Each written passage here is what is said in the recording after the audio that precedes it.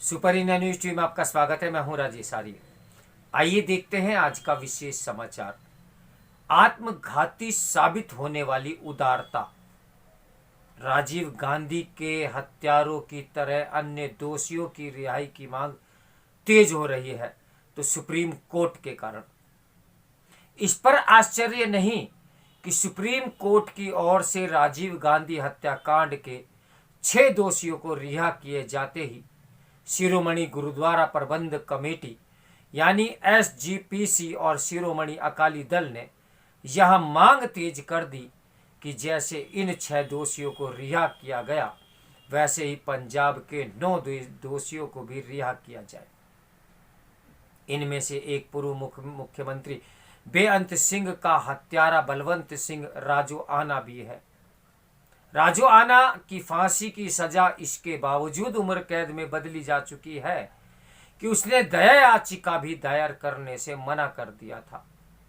राजू आना के अलावा बेअंत सिंह की हत्या में शामिल जगतार सिंह हवारा, लखविंदर सिंह लखा, गुरमीत सिंह, शमशेर सिंह, परमजीत सिंह भ्योरा और जगातार सिंह तारा को भी राजनीतिक कैदी बताकर उनके नाम के आगे भाई जोड़कर उनकी रिहाई की मांग की जा रही है।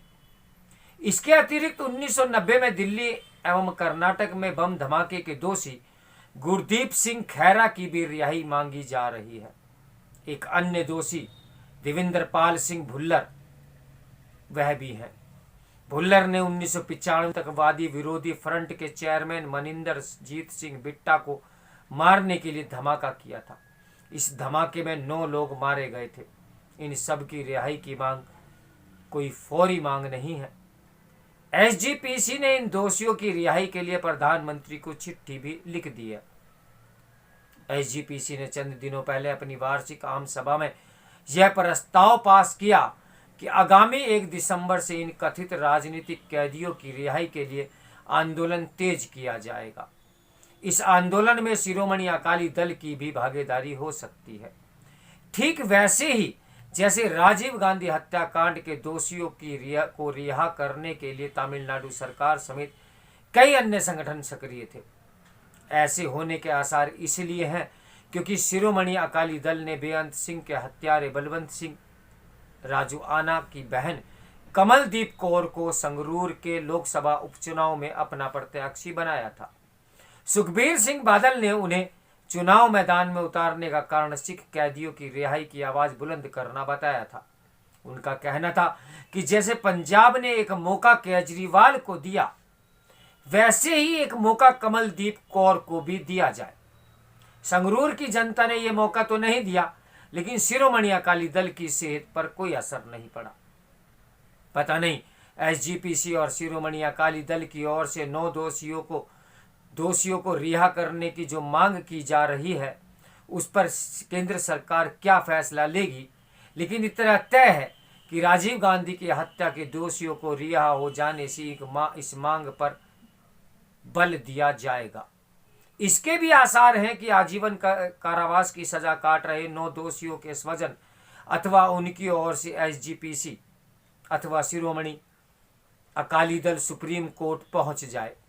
किसी के लिए कहना कठिन है कि इस परिस्थिति में सुप्रीम कोर्ट अब क्या करेगा, लेकिन इसकी अनदेखी नहीं की जा सकती कि वह राजीव गांधी हत्याकांड के 6 दोषियों को रिहा करके एक परंपरा स्थापित कर चुका है। ये एक बेहद खराब परंपरा है, क्योंकि इन 6 दोषियों को रिहा करते समय ये कहा गया था कि जेल में उन्होंने पढ़ाई की थी और उनका चाल चलन भी अच्छा था। उन्हें रिहा करने के लिए सुप्रीम कोर्ट ने अपने विशेष अधिकार का इस्तेमाल किया।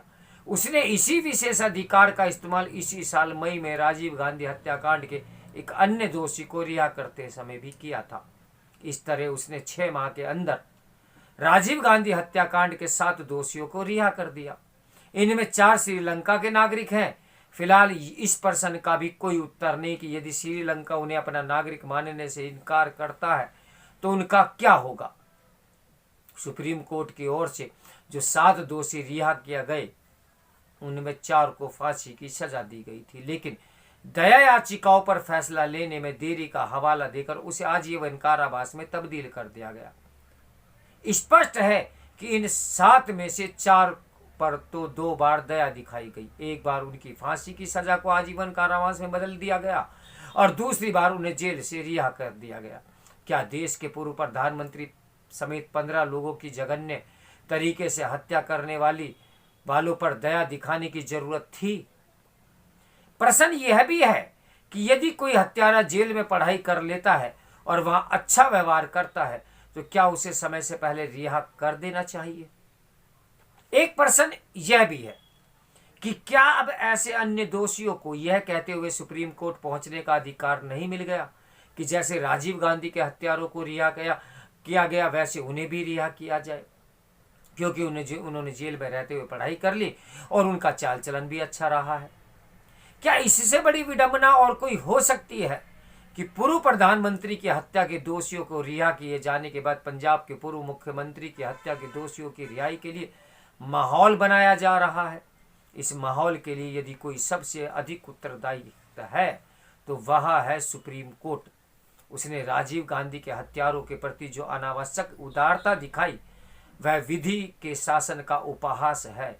अब इसकी भरी पूरी आशंका है कि राजनीतिक अथवा गैर राजनीतिक संगठनों की ओर से ऐसी नई मांगें रखी जा सकती हैं और बार बार रखी जा सकती हैं कि जैसे राजीव गांधी के हत्यारों को रिहा किया गया वैसे ही अन्य दोषियों को भी रिहा किया जाए। क्या सोच रहे हैं आप? ये हमारे देश की एक और कानून व्यवस्था का नया रूप है। तो मेरे साथ बने रहिए सुपर इंडिया न्यूज़ टीवी की ब्रेकिंग न्यूज़ के लिए। नमस्कार, मैं हूं राजेश आर्य।